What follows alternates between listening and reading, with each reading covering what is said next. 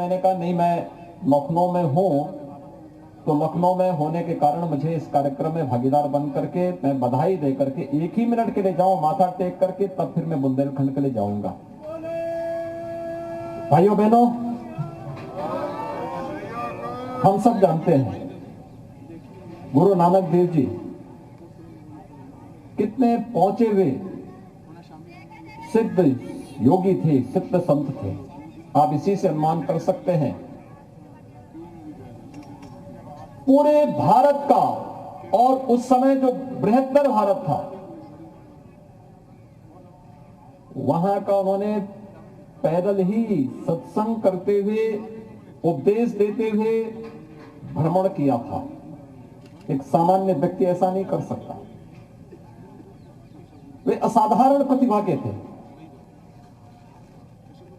और अपनी सिद्धि का कहीं कोई किसी प्रकार का कोई अहंकार नहीं, लेस मात्र भी नहीं। जो घटनाएं हमारे सामने बार बार आती हैं, जिसका उल्लेख होता है, जब वे काबा में जाते हैं और वहां उनको कहा जाता, वहां का मौलवी इनसे कहता है कि पैर आपने काबा की तरफ, मक्का में जाके काबा की तरफ पैर क्यों किया है? तो कहते हैं भी मेरा पैर उधर कर लो जहां पर ईश्वर न हो, और पैर दूसरी तरफ करता तो पता लगता है उधर ही काबा दिखाई देने लगता है। ये कोई सामान्य मनुष्य में इस प्रकार के गुण नहीं होते। दिव्य गुण, दिव्य विभूतियों से परिपूर्ण गुरु नानक देव जी जैसे संती थे, जिन्होंने उस कालखंड में बाबर जैसे आक्रांता को जावर कहने का साहस किया था और कहा था कि तुम्हारा यह कृत्य धर्म विरोधी है, मानवता विरोधी है, और उसके सामने कहने का साहस अगर किसी ने किया था उस कालखंड में, गुरु नानक देव जी महाराज ने किया था। भाइयों बहनों, हम सबको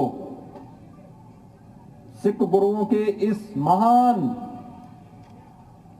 तप, साधना, उनकी सिद्धि और उनके जो चमत्कार थे, इन सब के साथ साथ देश धर्म के लिए किए गए उनके योगदान को हमेशा स्मरण करके हुए उससे प्रेरणा प्राप्त करनी चाहिए, क्योंकि उनकी प्रेरणा ही हमें आगे बढ़ने के लिए निरंतर प्रेरित करेगी। और आज के इस अवसर पर जब हम लोग 552वें प्रकाश पर्व पर यहां पर एकत्र हैं, कितना सुखद संजोग है। आज प्रातः काल आपने देखा होगा 8 बजे इस देश के यशस्वी प्रधानमंत्री जी ने पूरे देश को संबोधित करते हुए उन 3 कृषि कानूनों को वापस लेने की घोषणा की, जिसको लेकर के कतिपय किसान संगठन विरोध कर रहे थे।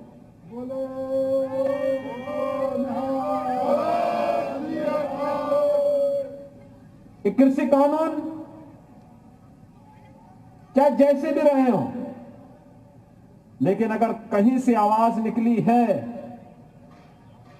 तो लोकतंत्र में उस आवाज को हम अनसुनी नहीं कर सकते। यह हमारी कमी थी कि हम लोगों ने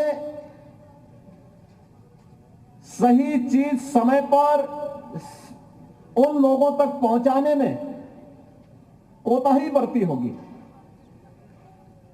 लेकिन जब कहीं से आवाज उठी है तो उसकी भी सुनवाई होना और फिर आपसी समन्वय से, बातचीत से, संवाद से हम इन समस्याओं का समाधान करेंगे। लोकतंत्र की सबसे बड़ी ताकत होती है, और इस ताकत का इस्तेमाल करते हुए प्रधानमंत्री जी ने तीनों कानून को वापस लिया है। आज इस बात के लिए प्रधानमंत्री मोदी जी का हृदय से अभिनंदन करना चाहिए, उनका स्वागत किया जाना चाहिए, इस कार्य का स्वागत होना चाहिए कि हम इन समस्याओं का समाधान संवाद से करेंगे। और उस कार्यक्रम को भी आज किया है गुरु परंपरा के प्रति, गुरु नानक देव जी के प्रति। यह हम सबकी एक सच्ची श्रद्धा का एक प्रमाण है। मैं एक बार फिर से आज के इस प्रकाश पर्व पर आप सभी भाइयों को, सभी बहनों को प्रदेश सरकार की ओर से हृदय से बधाई देता हूं, अपनी शुभकामनाएं देता हूं, विश्वास व्यक्त करता हूं कि सिख गुरुओं के त्याग और बलिदान से हम सब सदैव प्रेरणा प्राप्त करके अपने देश और अपने धर्म के लिए सदैव कार्य करते रहेंगे। आप सबके प्रति मेरी शुभकामनाएं। धन्यवाद। जय हिंद।